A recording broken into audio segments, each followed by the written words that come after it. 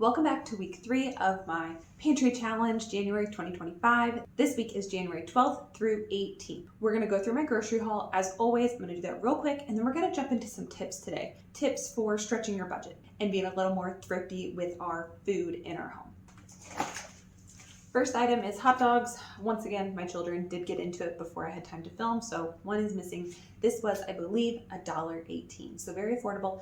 I know hot dogs are not great for you, but sometimes I struggle with lunches. With little kids, it's like, what do you feed them? Dinners, I more so plan. Lunches, I kind of throw together. And lately, I've been a little low on lunch ideas and options, so grab some hot dogs. Next, we have some just plain old cheese. This is just like a Colby Jack blend. It is great value. I buy the cheapest I can find. I believe this was $2.24. Normally, I would buy a bigger bulk bag, but because of my limited budget, I did buy the smaller option. Once again, I bought the plant-based shredded cheese for my dairy-free child. This was just a hair under $4, I believe.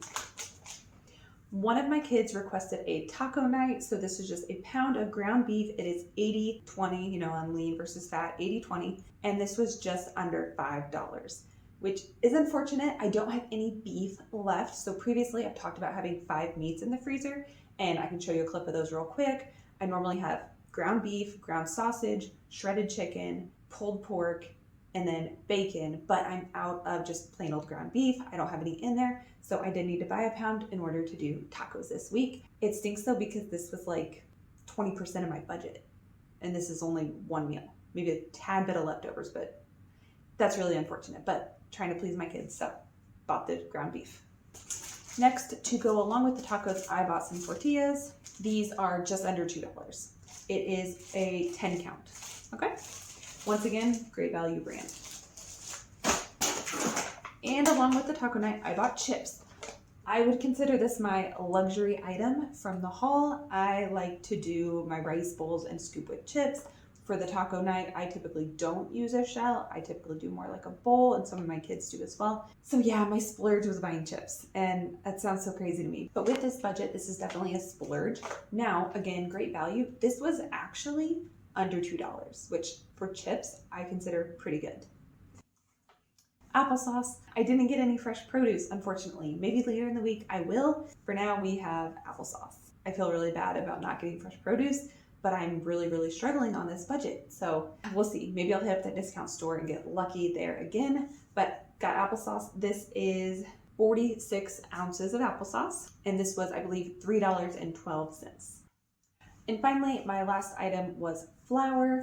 I may not get the absolute cheapest flour. The reason I get this is that it's unbleached. I'm trying to not buy bleached flour if possible. I'm trying to make little improvements here and there where I can. This is a 5-pound bag of flour. This was $5.24. So again, 20% of my budget went straight to flour. Now, the reason why I wanted flour is last week, I believe I bought potatoes, and I believe I bought bread and eggs. So those were some staples. I didn't buy flour. That's one that I need. We're running a little bit low in the pantry, and I want to make garlic knots this week. So I need some flour, and then just here and there, if you want to make things from scratch, you need flour. So this will keep me for a while. The rest of this challenge, I won't need to buy flour. That is my final item.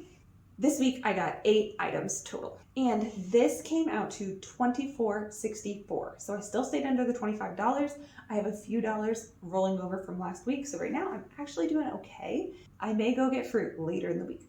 I did end up going back to Walmart this week. I went again on Friday, and I just bought 4 things. First item, we needed some more bread. It was $1.42, and we just were out of bread. I don't know how we went through it so fast. Next, I grabbed 2 bananas for some fresh fruit, and they were 32 cents. Again, bananas, so affordable.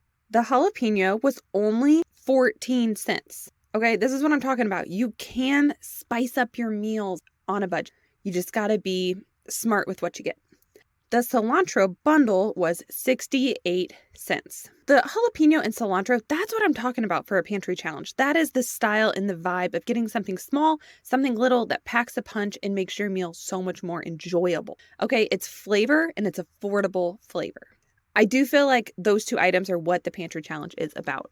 So for this tiny little grocery haul, I spent $2.56. So let's real quick walk through week 3. I started week 3 with that surplus of $3.38, add that to $25, and that gets you $28.38.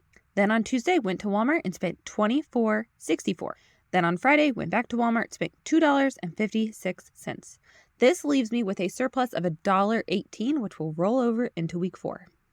If any of you are interested in tracking your own progress on your pantry challenge, I'm going to provide a free PDF. It'll be linked down in the description. You give me your email and it will get sent to you. This PDF is going to be blank as far as it's going to look like a calendar, but the dates are not going to be filled in. So you can do it for January, February, March, whatever month you are starting this in, and you can do your starting amount, what you spent, your ending amount, roll it over into the next week. And then I'm also going to have a section for shopping. I'm going to do one column here that is needs and one column here that is wants. And then the other tip I was going to say is on each calendar spot, if you want to go ahead and write in the meal you plan to cook, you could also use this for meal planning. Okay, so it can be an all-in-one grocery shopping list, meal plan, and your amounts that you are spending. Throw it on your fridge or somewhere handy dandy for you. Again, if you want a free copy of that, go look in the description. The link will be there, and all I need is your email, so I have somewhere to send it to. Okay, now let's talk about ways to be thrifty with our food budget and our food in general. How do we make the most out of every little bit? The first way I do this is with frozen fruit. I keep a baggie in the freezer and I just add fruit to it, pull fruit out. I will make smoothies. If I want to, if I get enough bananas in here, sometimes I will take out about 4 bananas and I will make a loaf of banana bread. Give it time to thaw, of course. Old fruit can be saved before it gets too bad. Okay, when you know it's getting to the point, are my kids gonna eat it, or it's just getting close to turning, put it in the freezer. This is money right here. Like, bananas are cheap, but berries are not. We all know that. So have a fruit baggie in your freezer at all times. My next 2 items are chicken broth and bacon grease. Okay, so chicken broth. I did my video where I cooked up 5 meats. I will link that in the description. Please go check it out. It's a great video. One of the meats I cooked was chicken. I did it in a crock pot, cooked a bulk amount, shred it, put it in those baggies in the freezer. What I do with the extra juice is I use it as chicken broth. So I will take it and put it in this silicone container, and basically it molds it into these little chunks, and then I store this in the freezer. This does remain frozen. When I'm making rice, the other day I made potato soup. I threw these in the water with the potatoes. Give things more flavor. This prevents me from buying chicken broth. Okay, I don't buy broth for the most part. This is the way to do that. Now, along the same lines is the bacon grease. You can see through this bag, it's a little foggy, but these are different sized chunks of bacon grease. I froze them in there, but I try to make them a little bit smaller because I don't need that big of a chunk of bacon grease. I'll even sometimes cut them while they're frozen. And again, little chunkies, bacon grease. So this helps me save on things like olive oil and things like that. Certain foods I'm very happy to cook in bacon grease. A couple weeks ago, I made hash browns, used bacon grease. This is a way to store it. Now I know some people store it out on their countertops. I don't love doing that for the look of it and for just the concern of bugs. I don't know. I prefer to do it like this, have little chunks and keep it in the freezer. Both methods totally work. I maybe in the future will be open to having a little bit of bacon grease that is room temperature. Pros and cons, however you store it is how you store it. My point is, keep your bacon grease. And again, this is in that 5 meat video. Okay, so definitely go check out that video. And the last one from my freezer is tomato paste. So at one point it was a can of tomato paste. Opened up the can, I used some of it, and then what I did was I put it in this baggie flat, and I sort of made like lines, kind of like a grid, and then I kind of like broke it up into little pieces. These are some big chunks that I need to break up a little further. But what I will do with this is I will throw it in things like rice. If I'm making rice and I want to have a little more flavor, a little more color, a little bit of tomato paste will get the job done. Anything you need that has a tomato sauce and it just needs to be thickened, tomato paste can help you with that. Anyway, my point is I opened a can of something. I didn't need all of it, so I froze the rest of it. Freeze your leftovers if possible and if usable in the future. And then along the same lines, the other day I made pizza and I actually finished off the jar of tomato sauce, and normal me would have thrown it away.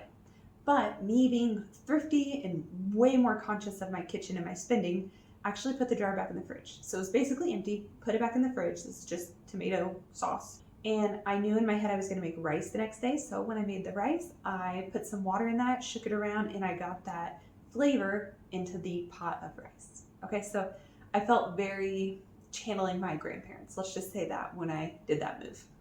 On a more fresh note, so I don't know if you can see it all, but I do have plants over there on my windowsill, and this is one of them. These are chives. I actually bought these at the grocery store, and I do this about once a month or so, depends. I recently put new dirt in here, so these are doing pretty well. They're chopped decently short because last night we had potato soup.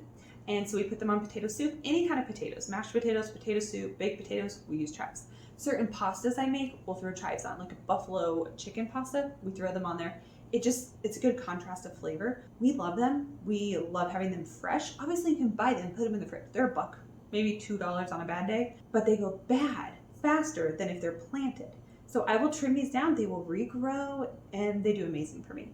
So every so often I will throw these out. Eventually they kind of die off. I pitch them. I will buy a new bundle at the grocery store. I will trim the roots a little bit. I will trim the top like we're using it in a meal.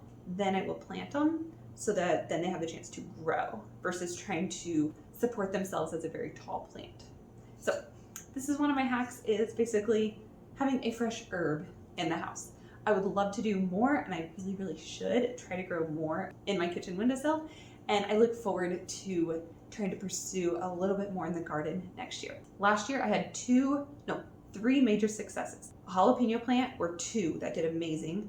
A cherry tomato plant, I cut those up, put them in my freezer for pizza. And cilantro. We had a killer cilantro harvest, I guess you could say.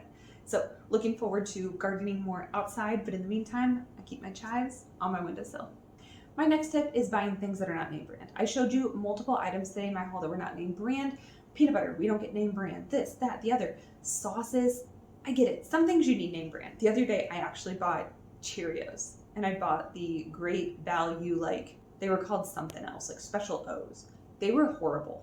They were not good. We barely got through them. We did eventually, but they were awful. I wouldn't buy them again. But if you can enjoy a store brand instead of name brand, go for it. Do it. Save the money.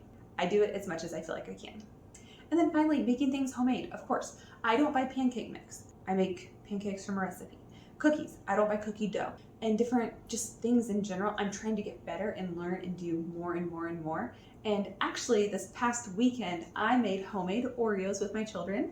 They definitely don't look like Oreos. They're a little big. Basically, it's just 2 cookies sandwiched together, but it's going for an Oreo vibe, and that's because we don't have a lot of snackies left in the pantry and wanted to try something new. So they're delicious. I will give them that. Another thing I plan to make from scratch this week is garlic knots. So I'm gonna run you through a whole clip on how I make garlic knots, but I have made these before. This is not my first time. They're not very hard to make. Alrighty, so I'm gonna take you to that day right now where I decide to make garlic knots. Alrighty, I'm going to walk you through how I made some homemade garlic knots. I believe I did 1 substitution in the recipe, but other than that, I followed it exactly. First, we are going to start with 1/3 cup of very warm water. So I did throw it in the microwave, warmed it up a little bit, not too warm though, because now you're going to add your active dry yeast. You need 2 1/4 teaspoons. And then we're going to throw 1/4 teaspoon of sugar in there. That helps feed your yeast and typically get it a little more bubbly. We're going to stir that, give it 5-10 minutes, and it will ideally fluff up. If it doesn't, you might have a problem. After it's ready, we're going to put it in the large mixing bowl. We are going to add a 1/4 cup of sugar in again, so that's sugar twice. Now we are going to add warm milk. So it's supposed to be 1 1/3 cup of warm milk. I didn't have milk, so I used some heavy whipping cream and I added some water to it to get it up to that 1 1/3 amount. I did throw it in the microwave a little bit to warm it up. We don't want it too cold on our yeast. Next, we are going to add 1 egg and then 5 tablespoons of softened butter. My butter could have been a little more soft. After that, we are going to do 1 1/2 teaspoons of salt. All right, so now I'm trying the whisk and the butter is just a little bit chunky still. So trying to kind of squish it up a little bit, doing my best there. Next, I'm going to add a couple of the cups of flour. Altogether, we're going to do 4 to 4.5 cups. I just added 2. And then I'm actually going to take my hand mixer to try to beat that butter up a little more. Now, I'm not sure. Does this damage your yeast? Because I will say I did not get the best rise on this. So start hand mixing it. I do not have a KitchenAid hand mixer or a bread machine or anything like that. I'm on my own here. So adding in that flour, getting it to a little over 4 cups. I like to go a little under on the flour. That's always recommended. That way that when you're rolling it out, you can use some additional flour. So starting to knead with my hand. I did choose to just knead in the bowl today. I could have, of course, taken it out, but didn't feel the need to do that today. I put a little bit of olive oil on it, and then I cover it up with a wet paper towel and set it aside to rise. I left it for about an hour. I could have done longer, but I wanted to get this video finished up during nap time. While the bread is rising, I go ahead and do the butter spread for the top. So the directions say to take 1 tablespoon of butter. I did a little bit more than that. Go ahead and microwave it to get it melted. Then we are going to add 1 tablespoon of olive oil, along with 1 teaspoon of garlic powder, and then half a teaspoon of dried parsley flakes. Mix that together, and that is your garlic butter topping. Okay, so time has gone by. My dough has risen. I start setting up my area. All right, get that dough out. Like I said, it wasn't the best rise. That's actually not the best. So I was a little worried, but they ended up turning out just fine. So I'm just shaping it a little bit, and I'm going to throw it on this cutting board and kind of cut it. This recipe yields 24, so I cut it in half. So, okay, if you're good at math or not good at math, that means there's going to be 12 and 12 here. So after a little bit of shaping, I'm going to cut these in half again. So that means we're going to have 6, 6, 6, and 6. That'll get us our 24. So I take one individually, cut it into 6 pieces. Now I am rolling it out. And I'm actually having trouble rolling it on the flour today. It's not working best for me. So if you notice later in the video, the flour kind of goes away, and I actually find it a little bit easier to work with. So simply rolling it out like you would Play-Doh. Get a rope that's anywhere from, 8 to 10 inches. Shoot for that. Start turning them into a little knot. Very, very simple. I'm going to continue to cut them. And I like to sort of estimate it out. For the most part, I did pretty good at all of them being uniform. At the end, you will notice there's like 2 that are smaller, and we go ahead and sample those. Okay, so you are shaping the knots. You are going to set them aside to rise for a little bit. I don't really have a ton of patience, so I didn't really do that. So whenever you think you're about to put them in the oven, go ahead and get that oven preheating to 400 degrees Fahrenheit. Doing a little cleanup as I go. All right, so now they are going into the oven. Boom, they're already done, coming back out. They were in the oven for about 8 or 9 minutes. I try to under bake them so I can bake them a little more later. These ones were on the bottom rack, so the bottom is a little more toasted, so I choose to move them over and kind of stack them up. Threw a couple that were a little small in the oven, and me and one of the little ones decided to do a little taste test. Now, I tried something new here. With the extra butter, I decided, hey, maybe I could freeze this, and then I'll have the butter ready when I make the garlic knots. I could throw it on top, even in the oven. So giving this a try, gonna see how it goes. All right, so what I end up doing is I put the garlic knots in gallon Ziploc bags, throw them in the freezer. I put that butter in the freezer just to give it a try. I'll see how that goes. This way, when I want them, I'll pull out a couple, and I will put them in the oven for about 2 to 3 minutes, depending on if I let them thaw or not, at that 400 degrees, and boom, easy side dish with a meal. Honestly, this is not a challenging recipe, and I definitely think you should give it a go. I will attach the recipe down in the description, so if you want to go check it out, you are more than welcome to. It is not my own recipe. I am not a chef. I just grab recipes offline and use them myself. Hope you enjoyed. Alrighty, I hope that video on the garlic knots inspires you to try something new. You can do it, and it's probably not that hard. There's a lot of things you can make from scratch with the ingredients in your home, and you don't actually need anything special. Or maybe at most you need one special item. So those are some ways to be thrifty, to make the pantry challenge work for you, and to stretch your budget. So like I mentioned before, check out that video. I will link it here on the screen as well as in the description about how I get some meats in my freezer. This is before the pantry challenge. I'm definitely not doing this during. Check that out. It might help you, and it might be something that you're interested in pursuing once you are done with the pantry challenge. All right, so I will see you over in that video.